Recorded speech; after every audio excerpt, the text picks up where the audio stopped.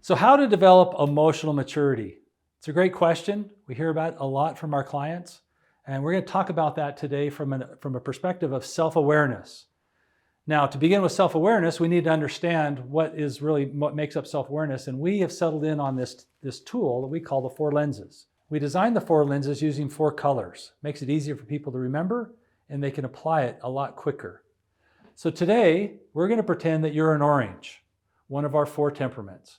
And we're going to talk about that from the perspective of what is great about oranges. And then also we're going to talk about, well, what might be some of the things that an orange really needs to change to improve in their lives to be more emotionally mature. First off, what do you need to know about an orange? Well, a couple words. One word in particular that describes the orange as I've learned over the years, and this idea of freedom. The ability to do what I want, when I want, and how I want. Don't try to control an orange. It's like putting a stallion in a corral and expecting them to learn how to just, no kidding, be a good horse. It's like they need to get out, they need to run, they need exercise, they need the full prairie just to be able to take off and do whatever it is that they want to do. And that's the good news. That allows them then not to be bogged down by a lot of the details. One of their great strengths is that they're so intuitive in terms of being able to pick up on ideas and concepts that the other temperaments don't see. They're also not bound down by, you can't do this, you can't do that. In fact, from an orange perspective, their motto is, we can do anything. And then all of a sudden they head down the road of doing something and they realize, well, that wasn't the road that we should go down. And what do? They look at that and go, wow, look at what we learned on that. Now let's hurry back and let's get started down another road. And they might end up going down 4 or 5 roads before they actually get to the destination. Now, if you happen to be other temperaments, that could be very frustrating. It's like, man, can't they ever get anything done? And the reality is, yes, they get a lot done. In fact, they get 2 or 3 times more what other people get done. Just half of it doesn't pertain to anything. So that's the good news about the oranges. They're very hardworking, they're dedicated, they're committed to mission.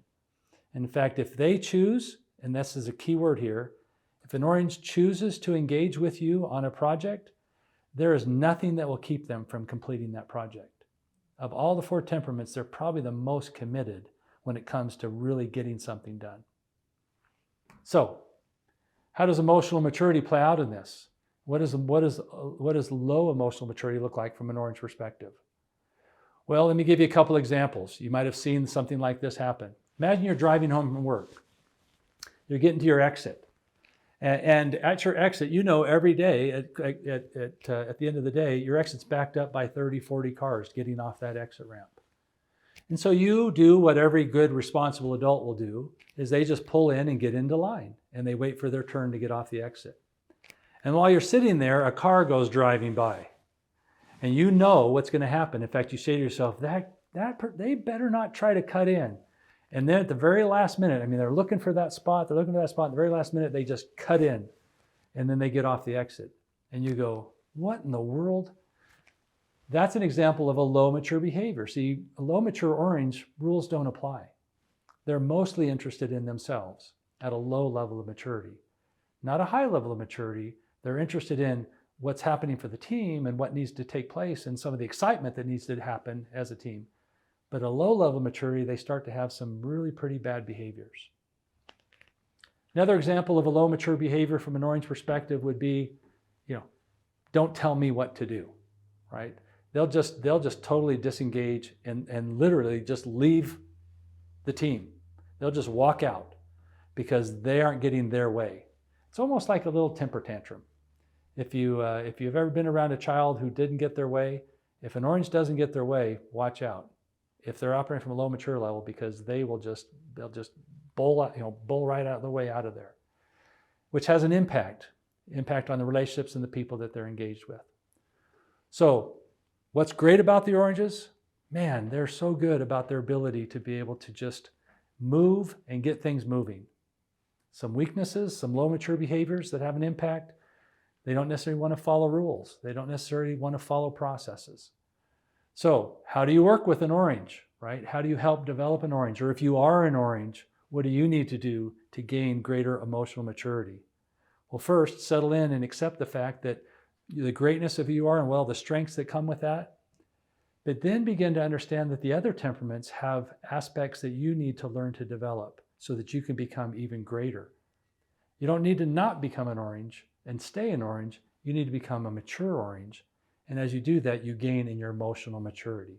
So now that we know what high maturity is, low maturity is, let me just share with you, as a person that has orange as their highest preference, I had the opportunity to have probably one of the worst bosses or possibly one of the best bosses, which luckily for me, ended up being one of my best bosses. But I was in my orange behavior, and here's what I would do. I would talk to everybody about, hey, I'm thinking about taking this assignment. It was when I was in my Air Force career, and I was looking at changing and moving somewhere. And I was like, I'm gonna look for an assignment over here. And I talked to somebody about that, and then I would go and talk to somebody else about it, and I'd get more information. And I like to talk out loud with things.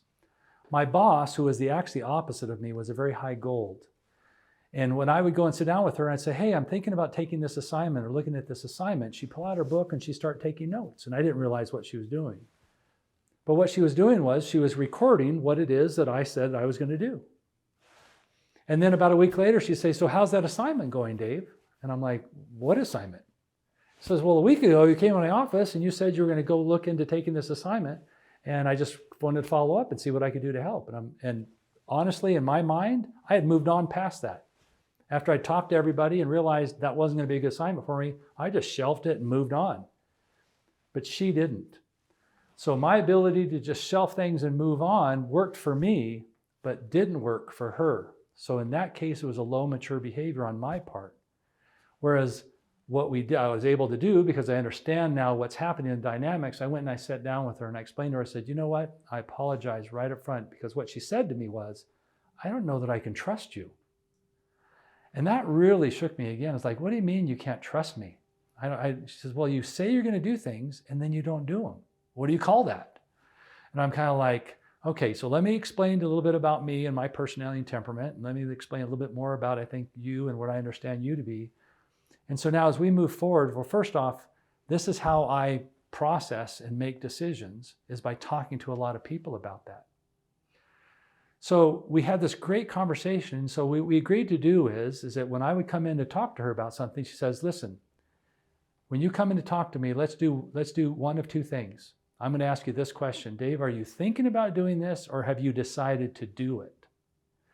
And if I said, well, I'm just thinking about it right now, I'm just talking through it, she sat back, put her folder away, and we had great conversations.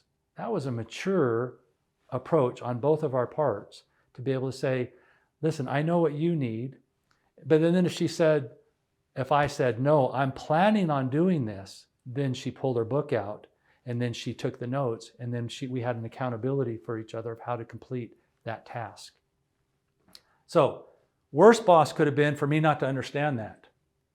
And the next performance appraisal I had, it literally probably would have been not a very good performance appraisal. I'm pretty sure she would have downgraded me, which would have impacted my ability to get promoted from that point on. What ended up happening is it ended up becoming a great relationship, because both of us raised our level of emotional maturity. We're able to communicate what was important to each of us, and we're able to work through that. And through that process, she became probably one of the best bosses I had in my whole Air Force career. So that's the power in this idea of emotional maturity. You don't just go through life being who you are. You go through life being a good human being, which means there's work that has to take place to make that happen. And so now as you begin that journey, we'd like to invite you to click below and take our free assessment. Begin to understand what your temperament is. And as you begin to understand more of what your temperament is, gain in learning and understanding of helping how to apply that so that you can begin to understand what's important to other people. And as you do that, you can help us on our mission to help putting the human back into humanity.